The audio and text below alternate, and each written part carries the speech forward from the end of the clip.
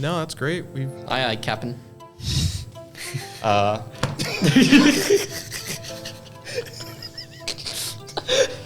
Anywho. All right, everyone. Welcome back to Discourse Debriefs. We've settled on calling this Semester 2, Episode 1. So welcome back. We are in a new area. It's quite the upgrade, at least I would say. You know, I'm curious, what's the difference people are going to notice first, the room or Mr. Robert over here? My bet would be this beautiful image. You've got a point. Now, can we... On the screen. You're probably right. Yeah, we're moving up in the world, boys. That's for sure. But yeah, we are back. We are excited to be here. Just to get going, why don't we go back around and introduce ourselves? It's been some time, so I'll crack at it first. I'm Logan.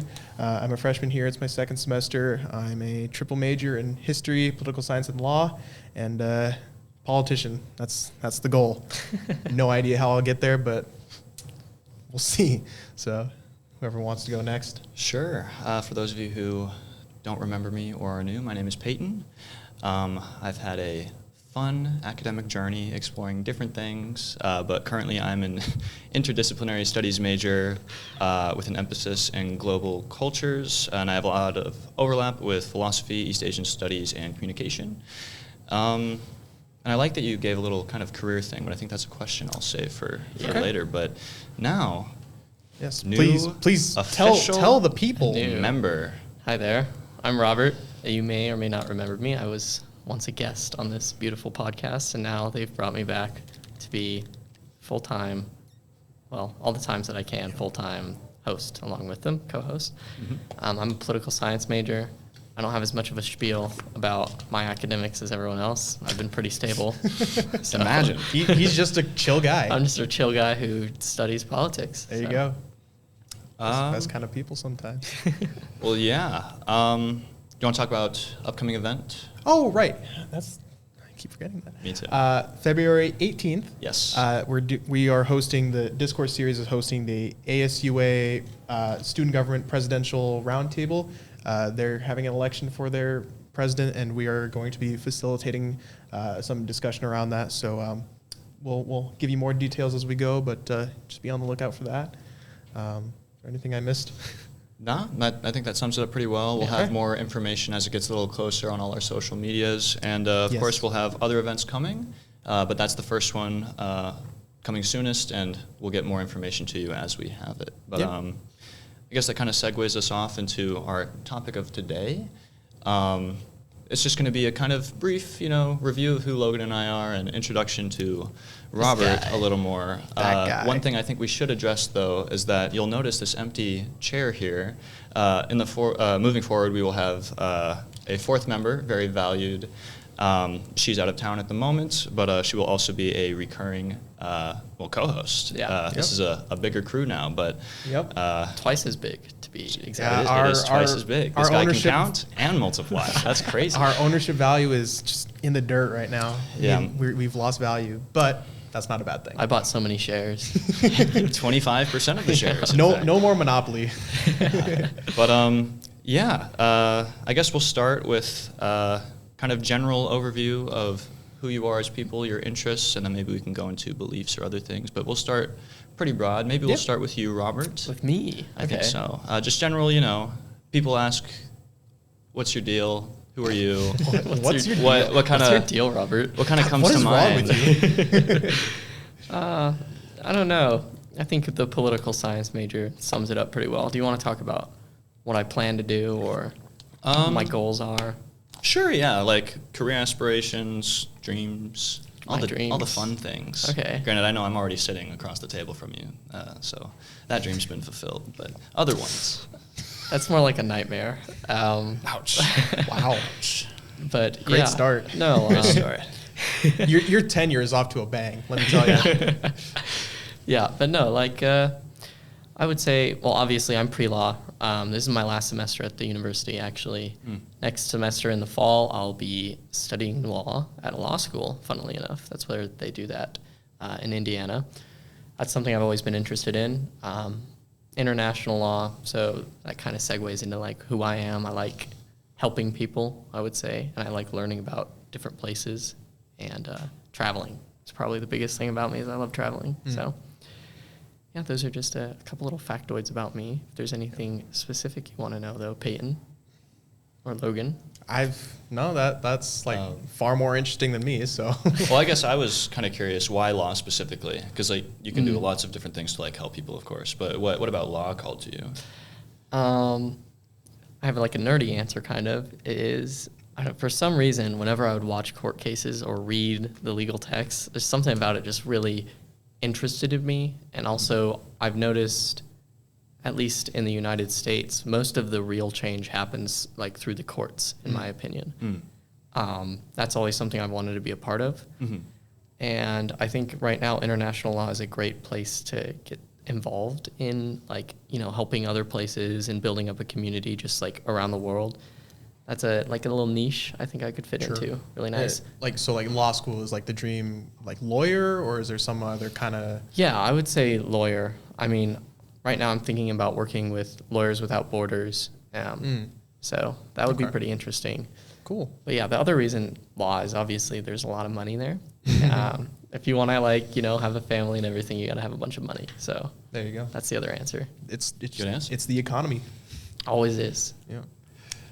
Let's go to you, Logan. Me? All right. Yeah, my personal interests. So I have the 3 majors, but political science is definitely the big one. As I alluded to earlier, the dream is politician, whatever that might look like. Lord knows anymore. But the plan is to eventually make my way to DC and see if I can stay out of trouble, or maybe not stay out of trouble, depending on how you look at it. But where that comes from is kind of interesting. Like we've talked about this before. I really don't have huge policy opinions. It more comes, if I'm being totally honest, I just really like the idea of like scheming and, you know, doing random stuff. Like that's just really appealing to me. Maybe it's diabolical. Maybe it's just like romanticized in our culture, but who knows? And like I've been to DC once, and I really just like the area, so that's kind of where the vision comes from. So, yeah. Amen. Are you thinking like you're on the podium, like giving speeches kind of politician, or more like in the back seat, but like still having important influence? That's a good question. Like, part of me wants to be like the Pete Buttigieg just going on Fox News and just absolutely like going to town. But like, I don't see myself being a great speech person, speech giver, definitely not a speech writer. So I don't really know. And like I said, I don't have huge opinions on like policy, so I'm not. You just want to be like in the back rooms scheming and plotting. I just want to be there, man. Yeah. And I've got time to figure it out, so. It's like that famous musical, Hamilton. You just want to be in the room where it happens. There you go. So you're basically a Hamilton fan. Yeah. I mean, when it comes down to LARPer, actually. Hamilton LARPer. Okay, let's move on to you. Yeah, so U of A, I've had 4 different majors, okay? But it's because I find my interests changing a lot, and I've been trying to figure out, you know, what interests me enough to pursue a career or at least stick to one curriculum, right? But I have reached some conclusions about myself, and no matter what field I'm studying, I like learning. I like the prospects of teaching and kind of understanding how and why people, more particularly individuals, do what they do, and our relationship to the world, right? What that's going to look like in terms of a career, I'm not really sure. I'm entertaining this idea of national politics, depending very heavily on what the near future looks like. But it's something I'm entertaining. Some kind of professor I think I greatly appreciate. Or just kind of any other field where I can utilize and share what I think are good, helpful ideas and give them to the world and let them see what they think. But just like this podcast where I get to yap and people listen. But so, yeah. All told, we're just a bunch of guys that just kind of want to make a difference in the world. Is that a fair summary? Yeah. I think so. Well, speaking of making differences. Okay. Right, let's cook. Let's get in to the meat and potatoes. Ooh, that's a new one for you. That is a new one. I'm not going to say. You're kind of like pseudo with the... Pseudo. This is a... inside joke you will not understand. Okay. This is going to be how it is the whole time. Yeah, it is. But anywho, this is Discourse Debrief, associated with Discourse Series. discourse is our thing. And a lot of discourse today is around, you guessed it, politics, right? So just as a brief, introductory episode, let's go around and kind of give a cursory view of, our political leanings, why we're there, and what we think about the current state of the political world. Those are two very different questions. Yeah, almost three. I said meat and potatoes. See, there are potatoes in there. There's a lot of meat too, dog. No greens. Where are the greens? We don't need the greens. Not a balanced diet. I know, but there's a Green Party joke there somewhere. There is. I was looking for it too. They're so small you can't see it on the plate. All right. Anywho. Yeah, I guess I'll take the first swing at it. I've never been a fan of political definitions. I just find that they don't suit anyone perfectly. So I'll just broadly say last time when we did this, I said I was kind of center left, but that's also a product of just the current state of the right. So we'll see if that changes. I don't anticipate it will, but who knows? Socially, center left, wherever that mixes. Economically, I'm becoming more further to the left, and we can maybe get into that either today or another episode, whatever we want. But yeah, that's just kind of a broad view of where I stand. It's not the most interesting thing in the world, but that's me. Amen. It's certainly interesting, especially once we start, delving into why. Oh yeah, for sure. You've ended up there, but great introduction. How about you, Rob? Yeah, I actually do think that's interesting because being where I am, which is pretty far to the left, I would say, and other people would say the same about me. Most of the people I interact with too, they have pretty extreme opinions, so it's interesting to talk to someone who's more in the middle. So yeah, I would say that's interesting. I'm pretty far to the left, as I already said. I think that I'm definitely more left socially than economically, but still very, very far to the left economically on that scale as well. I don't really like the left-right distinction. Yeah. But I will say, pretty liberal, pretty progressive, pretty leftist. So we have a lefty on our hands. we have a lefty. It's actually funny that you made that Green Party joke because I actually am, a member of the Green Party. Oh, really? So, yeah, I did not know that. I'm a registered Green Party member. Really? So yeah. I'm registered independent, but I vote Democrat. So maybe Correct that's answer. a better definition. Yeah. My political engagement is probably more different from you two in that I'm not as actively, immersed in the goings on, the processes. I root a lot of my opinions and conclusions in more abstract philosophical things that have led me in the direction of being a more left-leaning person. I wouldn't go as far as to identify myself as a progressive because I feel like there are some connotations with that I don't identify with, but I'm certainly a moderate to maybe mildly more than moderate lefty.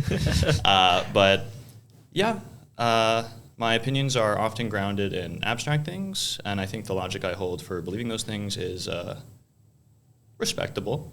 But when it comes to the real world, when it comes to policy, that's where I start faltering, and I need people like y'all to help me out. But we all complement each other, that's for sure. Yeah. Amen. Yep. But yeah, so again, introductory episode. Robert, it's your first official cast member episode. Give us something. Give you something. To discuss. You didn't tell us what party consider. you're registered with. I think Democrat. You think? Yeah, it's either independent or Democrat. I just remember who I voted for. Okay. I guess that's what really counts. Yeah. That's true. I actually do have a question. Okay. Because you say you're more center left, and you're more moderate left. So I think we have the three scales of leftism basically in this room. Yeah. I would say that center left is more close to what the Democrat Party is now. Would Probably. you agree with that? I mean, I don't want to align myself with them because I see a lot of structural issues with the party itself. So ideologically, though, probably. But I don't know. I'll also branch out here and there. So Yeah. broadly, probably. So for you, does your being further left than what we would consider the Democrat Party, does that bring any inconsistencies philosophically for you when you vote for them? At first, it does, but I have an answer for it. I mean, as bad as it may be, it really is like a two-party system, and unless some crazy things happen, which I'm not overtly advocating for, we're going to have to work within that framework, right? Discourse. So, like... Discourse. Even though I don't have a very strong, in fact, I have a very, like, ambiguous kind of stepping away opinion on, like, Israel-Gaza, I know a lot of people critiqued Biden for a very long time for not representing the more progressive side of the party, right? And in my head, you know, I see all of these progressives who are, to an extent, rightly upset. Is there a hot take coming? No. Okay. Who are, to an extent, rightly upset with Biden's performance, but at the same time, they'll be like, don't vote for Biden or don't vote at all because he's just as bad, right? Or in my head, it's like a lesser of two evils thing. Because we're working within the system we have. So that's kind of how I deal with the, you know, sometimes I care about other things that the main platform Democratic Party doesn't entertain or pursue. But it is better than MAGA. So that's how I reconcile that. Yeah, that makes sense. Do you have a similar kind of interpretation? Yeah, I would. I think that kind of sets me apart from lots of the more, you know, more further to the left people, because I know a lot of really left people would say don't vote for the Democrats, vote for a third party, or don't vote at all. And we saw a lot of that, I think. We saw a lot of people not voting for the Democrats, which is their choice. They became disillusioned with it, and that's fair. But the result of that was Donald Trump, and I would rather have, like, like milquetoast fake leftists than just outright MAGA in the White House. So, yeah, no, great question. Damn, Logan.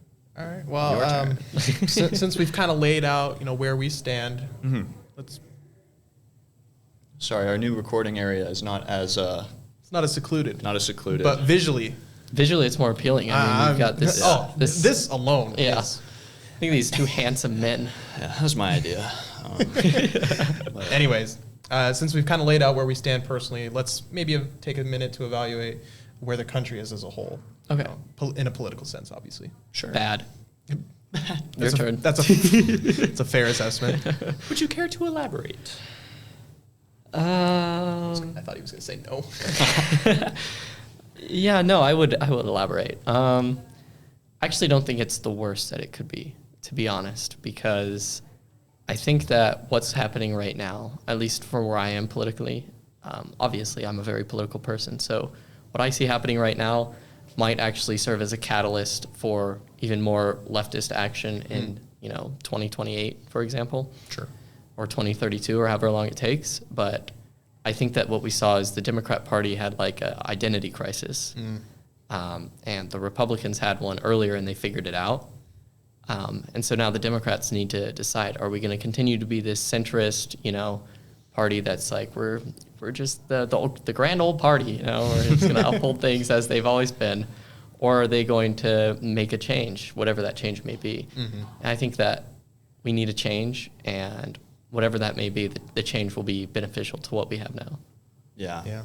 I think I mentioned this sometime last season, but this idea of we're going into a fight with the Conservative Party, and we go in with, you know, a little dagger because guns aren't fair. We don't want to hurt them too bad. We want to give them a real chance. Where we go in there knowing that the Republican Party is going in with 2 machine guns, like tanks, infinite ammo, which is turned on, max ammo. But is there any, you know, valor or honor dying in that fight? No, I don't think so either, because then when you die, nothing's changing, right? What, you get a participation award? It's like an ends means conversation, kind of. Yeah, exactly. Kind of what I was saying about, like, even though, you know, you may disagree with the core platform now, and it's worth talking about that, there's importance to still voting for it when the alternative is the likes of MAGA. Yeah, 100%. It's, the MAGA party really figured out how to fall in line, all become lockstep behind rhetoric, behind beliefs, behind strategies, whereas the left did not. They weren't able to figure it out. They weren't, and that's I would call it bad in that regard. It's somewhat of an issue. I mean, it got us to where we are now, and where we are now is questionable at best. Or in a pickle. Just a little bit. Yes.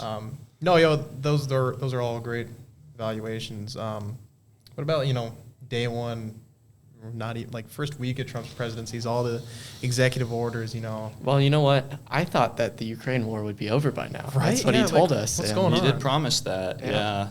Yeah. Yeah. There was a ceasefire, right? And that happened to line up with when he took office, even though It was a couple days before. Mhm. Yeah, it was a few days before, and probably took months of prep from Biden's administration. No. How funny is it that now that the election's over, like that is just not in the news? No one cares because you can't use it as a soundbite exactly. anymore. Mm-hmm. It's also interesting that like the TikTok ban, for example. You know that Donald Trump, was it August of 2020, I think? Sure. I don't know. All Whenever caps ban TikTok or whatever. Yeah, he issued an executive order to ban TikTok, and then that didn't go too well for him. And then now he's like, I'm going to bring it back. It's just like free publicity, free propaganda for him, basically. Yeah. Mm-hmm. Yeah. For sure. No, and like this is like the same thing with like what he's now doing with the billionaires. Mm-hmm. Yeah. Is America an oligarchy? Oh, Jesus Christ. That is a whole other episode, my brother. We need to say that one. Yeah. But yes. Well, I guess we can discuss the nature of, like, how do you guys understand MAGA and Trump rising to not only existence, but power now?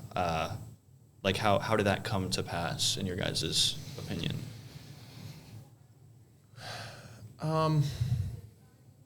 I think there are two ways that you can frame it. You can frame it as a failure on the Democratic side, which I would fully agree with, or you can frame it in a way that like Republicans really figured out how to talk to your everyday person, which has a varying degree of legitimacy. But I would probably be in line with more of the first option. Like, I think running Clinton was a horrible idea. I really can't stand the whole "it's my turn to run," the seniority of the Democratic Party. It's obviously not a winning strategy. So I think that was a massive, massive failure. I do think that the Republicans figured out a way to talk to like certain people. Like, for example, the rural white American, they talk to them really well. Instead of pointing the problem at like, there's all these billionaires and almost a trillionaire now, in the news that Elon Musk is set to become the first trillionaire. Instead of like pointing it at that, they said, all of your problems, everything wrong, it's like immigration and gays and all of this. Trans people. Yeah, exactly. That's the problem with America is what they said. Yeah. And they were like, that's good enough for me. That makes sense.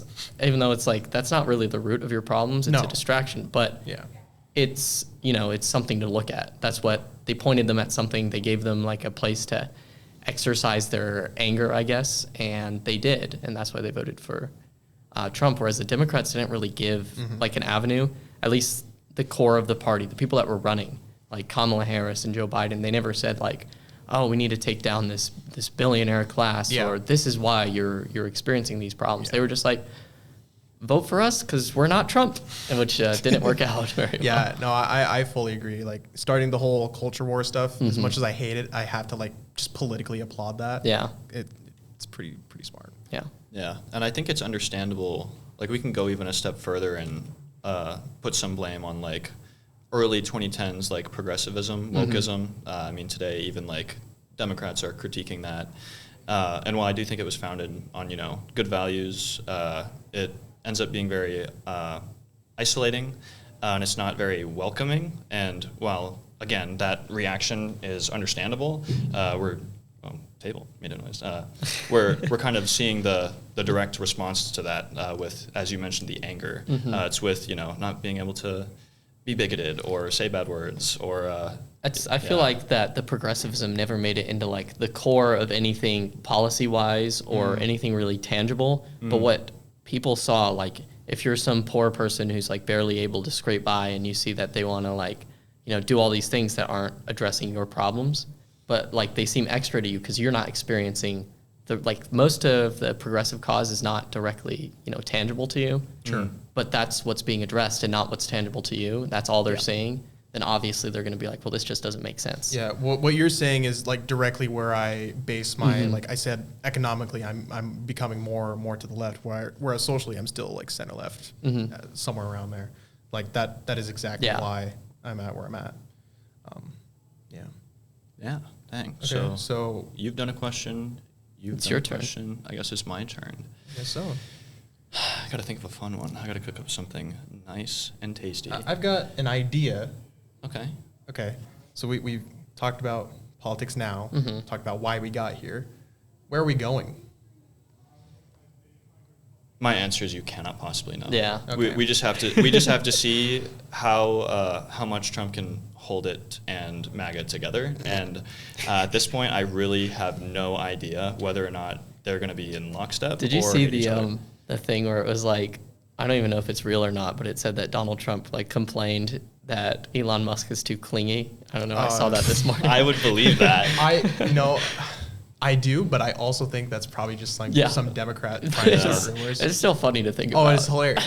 But you know what? To your point, I'm not even joking. A representative has submitted a bill to let him run for a third term. Oh, yeah. Yeah, I saw that today. God. Yeah. So, Trump 2028. okay, what is his slogan then? It can't be "Make America Great Again," can it? Because he's Keep making America great. Keep America great. Keep America CAGA? great. No, just be CAG. CAG. CAG. Get your CAG hats, everyone. Put your CAG hat caps on. Christ.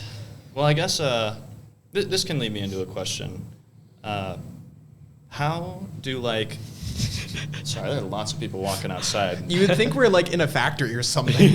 Yeah. I don't even know if they'll be able to hear it. People That'd be really funny. Just They look like can't. We super just look like a schizophrenic. bunch of idiots. Like there's ghosts in the corner. The wonders of podcasting. Yes. That gives me something. Kind of adding on to what you have. What do we want this season to be of our podcast? What are we interested in?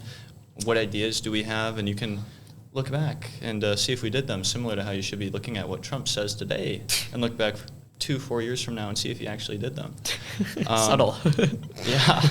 I have a way with words. But yeah, I mean, especially since this is your first season with us. Yeah, I was going to say, as a fresh face, why don't you go first? You know, what do you want us to do? Well, as a Discourse series intern, there are two things that I really want to talk more about. They're not necessarily subjects I'm all too familiar with either, but they are both kind of political in nature. One is the social contract, which will scratch your philosophical brain, your political brain. And then the other one is the topic of the year, the universities. Higher education? Yeah. Yep. Mm-hmm. I like that. Yeah, no, that'll be great. What about you? I mean, you and I have talked about we want to have less of a, we're all just kind of parroting each other and more of like a back and forth. So we've said that we want to have, guests on more often, and we have some ideas, really trying to go for people that wouldn't agree with us on any number of things, just so we can actually I disagree. Such that we can actually discourse and not just, agree with one another, which... Yeah, it's one thing to disagree with somebody, and then it's another to have the real world be your Twitter comments. Yeah. And Discourse series is all about putting Twitter and all those fun associations with debate to the side and kind of showing the world that progressive discourse is something that we can do, and it's what we strive to do, and hopefully we, like Logan said, we have some ideas for people maybe or things to talk about that will kind of solidify that even in 2025, you can still have productive conversations as long as you have the right mentality and the right, I almost said 2024. I would have. But yeah, the right mentality and the right opportunities. And we have both, I think. And I think that's something we're excited to do moving forward. Yeah, for sure. But I think that's an okay place to end it. Off, yeah. Y'all okay if I send us off? No, that's great. Aye, Captain.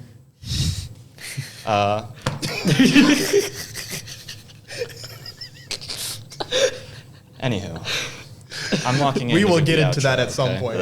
I have so many good ideas for topic based on this month alone. Well, I'm okay. I'm recovering. thank you. We're going to have so much fun. For joining us again. Season 2, Episode 1 of Discourse Debrief. As you can tell, Robert alone is making our our series a special kind of special. Special. Again, we will have our fourth member here for the next episode, but we have lots of things coming. Remember, we have February 18th. We have our first event of the semester, and and what is that event again? I don't remember the organization name. ASUA. Student. What does that stand for? ASUA Student Government Presidential Roundtable. Yes. Okay. Yeah. Thank you for the save. We don't know where. We don't know what time. We'll get that eventually. Yes. But until then, until the next episode, thank you for your time. I have been Peyton. I'm Logan. I'm Robert. Like and subscribe and ding that bell. Or don't do that. We're just thankful you gave us the thing. But thank you for your time. We'll see you in the next one. Goodbye. Bye.